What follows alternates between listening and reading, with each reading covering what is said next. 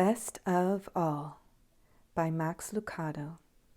Illustrations by Sergio Martinez.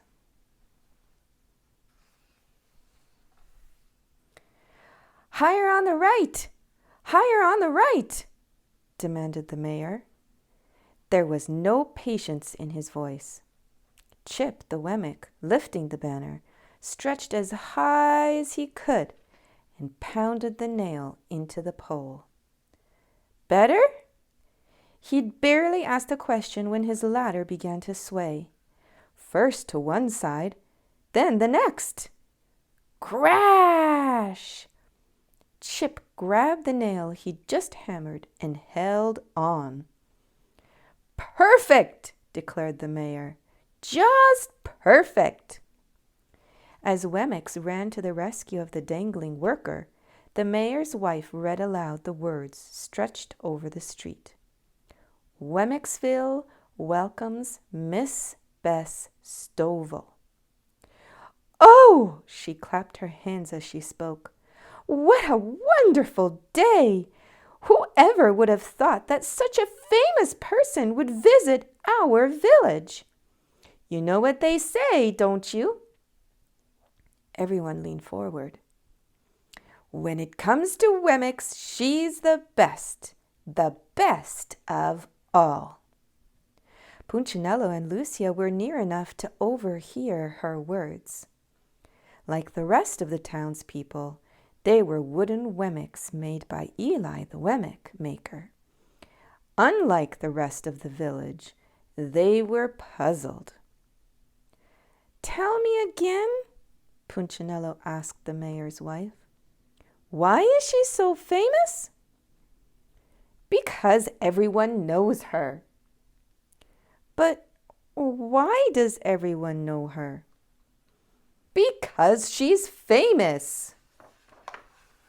"But why is she coming to Wemmicksville?" Punch asked. The mayor's wife rolled her eyes in disgust. "Haven't you heard? She's here to choose members for the wonderful Wemmicks Club." Punchinello nodded like he understood, but he really didn't.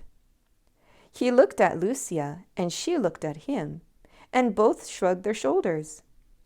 He was just about to ask another question when the watch Wemmick on top of the hill shouted, "She's here! She's here!"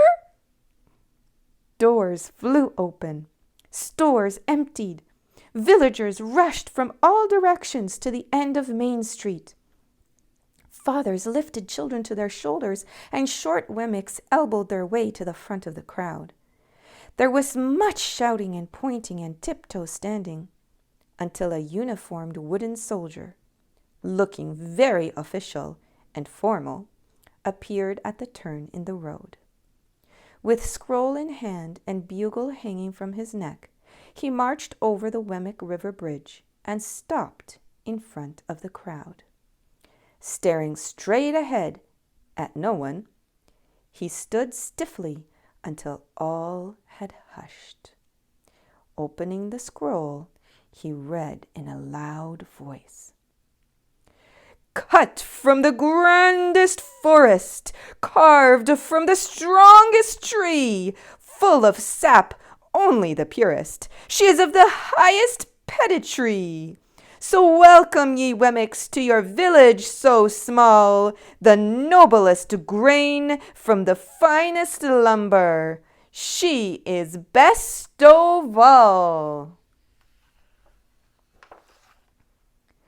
With snappy movements, he tucked the scroll under his arm and pulled the bugle to his lips. Ba-da-da-da! What the Wemmicks saw next caused a village-wide gasp. A squad of soldiers marched around the corner, shouldering a tall box with curtains. From behind him, Punchinello heard the crowd whisper, "It's her!" The box sat on two poles, and the poles rested on the shoulders of 4 soldiers. 2 guards walked in front, 2 walked in back. Boots on the wooden bridge made the only sound. Click, click, click. They kept in perfect step until one of the soldiers stumbled, just slightly. The box leaned out over the water. The villagers gasped a second time. Let the box lean much farther, and the guest of honor would fall into the fast-flowing river. But the soldiers straightened themselves, crossed the bridge, and came to a stop in front of the mayor and his wife. They lowered the box. The trumpet-toting, scroll-reading servant stepped forward and, after a long pause, pulled back the curtain. As Bess stepped out, the villagers stepped back. They'd never seen a wooden person quite like Miss Bestovall. Feathers flumed out of her hat, earrings dangled to her shoulders. Both her lips and dress were bright red. Her shoes were tall, her nails were long, and most noticeably, a large golden letter M hung from her neck. When she snapped her fingers, a sentry handed her a white cloth. With it, she carefully wiped the M and held it up like a mirror before her face. Seeing her reflection, she adjusted her hair and smiled. Bestovall was pleased with herself. With eyes peering down her high nose, she held out her hand, allowing it to fall forward at the wrist. Ahem! The mayor's wife understood the gesture. She elbowed her husband. Kiss it! He did. And when he did, the visitor spoke. What good fortune is yours that I have come your way? She smirked, head back, hand still extended. The mayor's wife curtsied and motioned for the other Wemmicks to do the same. They did, even the men. Shall we get on with the greetings? Bess asked. Of course, answered the mayor. Everyone in line. One by one, the citizens of Wemmicksville passed before their guest. Yes, yes, she would reply to whatever was said to her. Welcome to our village. Yes, yes. We're glad you're here. Yes, yes. We are honored. Yes, yes. She was less concerned about what they said than what she saw. Occasionally, she would pause and stare deeply at a Wemmick. She examined the nose of the store owner and the ear of his son. She ran a gloved thumb across the hand of the house builder and took a long look at the forehead of the painter. No one knew what she was looking for, and no one asked. Although the wife of the mayor acted as if she knew, nodding when the famous guest nodded, and sighing when she sighed. The shortest and longest looks were given to Punchinello and Lucia. Upon seeing Punchinello, Bess suddenly stepped back before he could touch her hand. Lifting her nose and waving, she instructed. Go on, go on. Stunned, Punch didn't move. He just stood there, curious.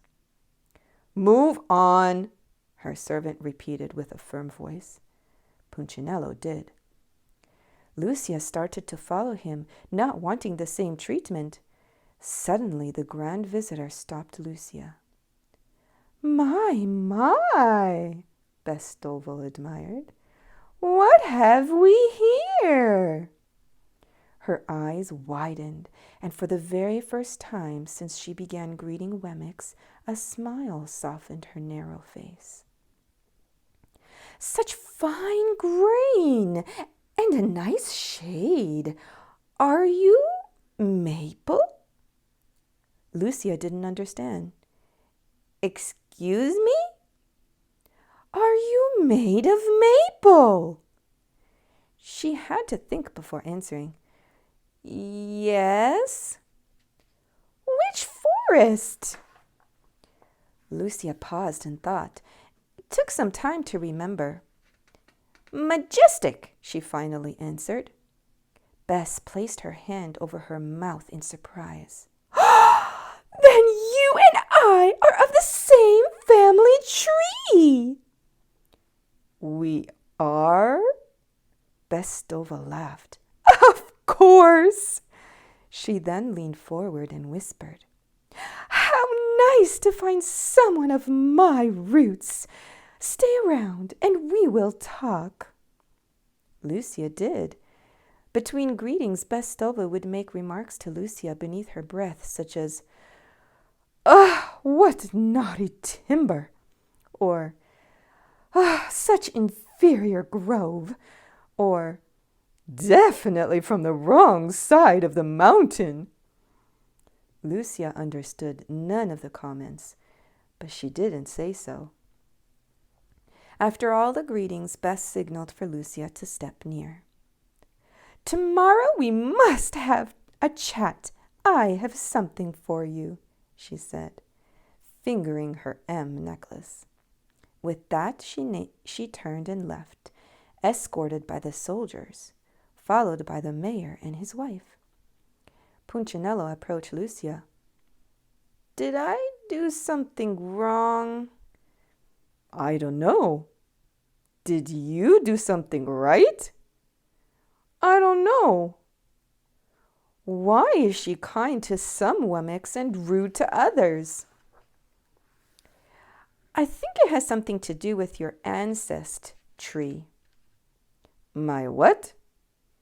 What forest you come from? Why does that matter? I don't know. They turned and left the village. Neither one spoke. They hadn't known they were different, and now that they did, they didn't know how to feel.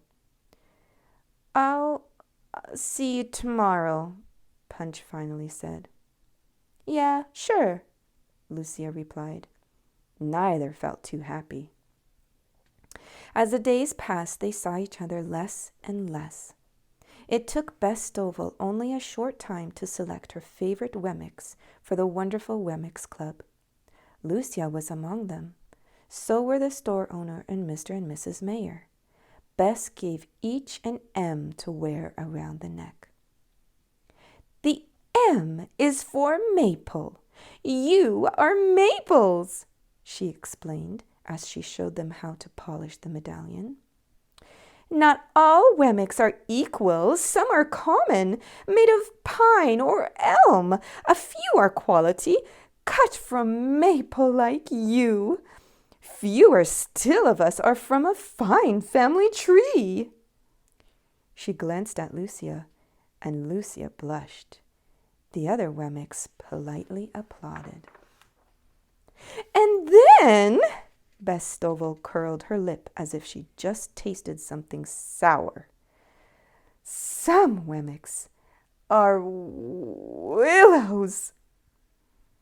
Willows? They asked. Willow is a weak wood, the maple Wemmick explained. It bends, it bruises, shallow roots. No one wants to be a willow. Do you know any? The mayor's wife asked. Actually, there's one in your village. They all leaned forward, curious. Bess looked again at Lucia. Your friend. Punchinello? Lucia asked. Everyone gasped. I always knew he was weaker, someone said. Been suspecting a bad family for years, another agreed. Such a sapling, added a third. The rest nodded. Lucia nodded with them. From that day forward, Wemmicksville began to change. Townspeople took notice of each other's tree type. The walnuts looked down on the pines. The pines looked down on the elms. The maples looked down on everyone. and everyone looked down on Punchinello. Walnuts formed a club and opened several branches. Elms cut a path and named it Elm Street. Maples built a tree house and hosted polishing parties. Everyone had a group. Everyone, that is, except Punchinello. Even Lucia ignored him. "Hi, Lucia," he would say to her. "Yes, yes," she would reply, not stopping. She was, after all, cut from the finest tree, and Punchinello was just a willow wemmick, soft and easily bent. One day Punchinello felt especially alone. He went to the pine picnic, but no one sat by him. The walnuts were playing games, but no one threw him the ball. He even tried to go to the maple party, but the sign on the door said, "Royal Tree Only." Punchinello was very sad. He went for a walk and sat down by the river where the willow trees grew. "Why did I have to be a willow?" he said aloud to no one. "What would you rather have been?" The sound of the voice startled Punchinello. He turned and saw Eli, his maker. "Maple?" Eli continued. "Would you rather be made of maple?" Punchinello didn't answer. Both sad and embarrassed, he lowered his head. Eli walked over and lifted Punch's chin with a finger. "Other wemmicks are better," Punchinello told him. "Who says?" "Everyone." Eli sighed and shook his head. "Come here." The two walked over to a willow tree and stopped. "Punchinello, who do you think knows more, the wemmicks or the wemmick maker?" Punchinello smiled softly. "The maker." "Of course I do. Do you think I knew what I was doing when I made you?"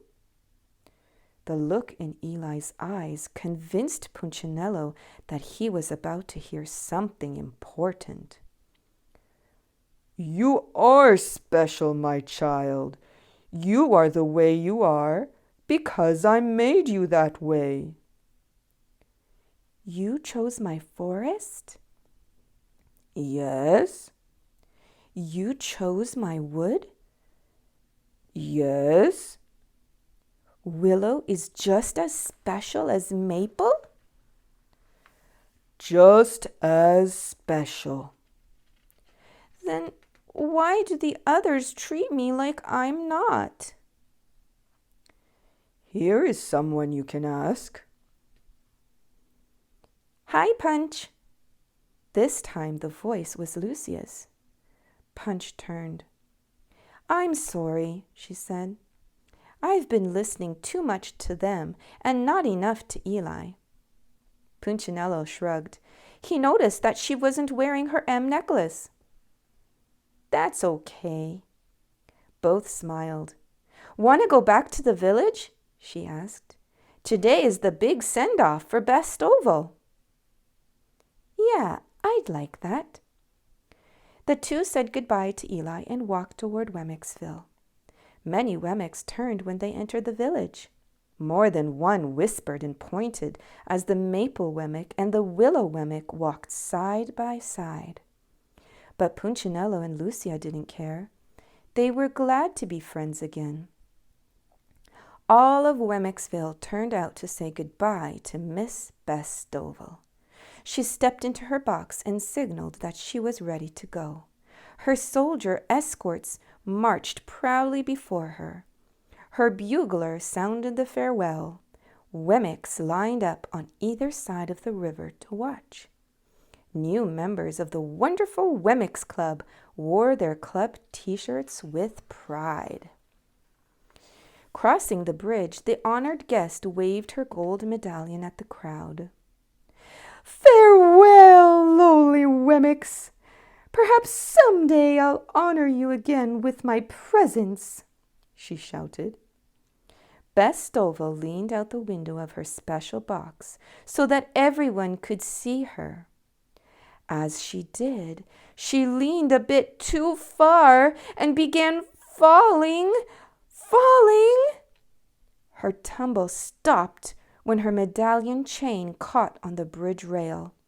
When it snapped in half, she grabbed one end and held on, the river roaring beneath her. Wemmicks cried with alarm. "Help her!" the mayor's wife shouted. "Save her!" someone yelled. "But no one can reach her," said an onlooker. "I can't hold on much longer," Bess shrieked. Soldiers tried, Wemmicks tried. No success. They were too stiff to bend underneath the bridge. "Let me try," shouted Punchinello. "I'm made of limber lumber." Not waiting for an answer, he ran to the edge of the bridge and sat with his back to the river. "Grab my legs!"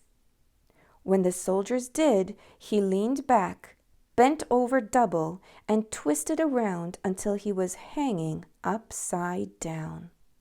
Instantly, he could see the wide-eyed Wemmick. She was clinging to the chain, her feet pulled by the river. "I'm coming!" he shouted. Then, to the amazement of everyone, he bent back, until he was under the bridge, reaching for the desperate Bess. "Take my hand," he offered. This time she didn't care what kind of wood she touched. She grabbed his hand and held on. "You must let go of the chain," Punchinello instructed. Bestovall obeyed the little Wemmick, letting go of her precious medallion and watching it fall into the river below. Punchinello swung forward, pulling Bess high enough to be grabbed by the soldiers. Within moments, Punchinello and Bess were safe on the bridge and surrounded by Wemmicks. "How did you do that?" everyone asked. "It's easy when you're made of the right wood," he smiled. For several moments, no one spoke. Then from the back, one of the maple Wemmicks walked up to Punch. He removed his M from its chain and turned it upside down, making a W. "Enough of all this talk about maples. Let's just be Wemmicks." Hanging the W around Punchinello's neck, he added, "Punchinello, you're the Wemmick of the day." One by one, the maple Wemmicks removed their M's, placing them on the ground near Punchinello. Soon there was a small pile of medallions. Even the mayor and his wife removed theirs, though she took one last look at herself in her M before she set it down. The Wemmicks started back toward town. The last thing anyone could remember about Miss Bestovall was seeing the majestic maple down by the river, searching all alone for her precious gold medallion. As for the villagers, they quit talking about ancestries and decided to just be Wemmicks again. And Punchinello? He had a new job in town. "Say, Punch," a new Wemmick friend asked on the way back to the village, "there's a ball stuck in my chimney. Any chance you could reach it?" And when Punch did, he looked up the hill. Eli was watching from the porch of his house. Punch waved. His maker smiled.